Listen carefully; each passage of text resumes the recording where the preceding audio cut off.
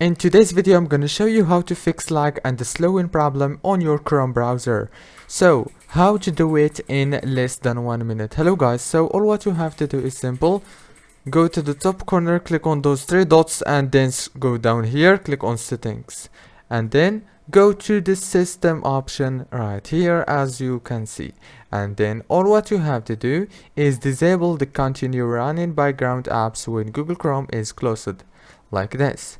And then make sure to turn off this option here. It's called use hardware acceleration when available, like this.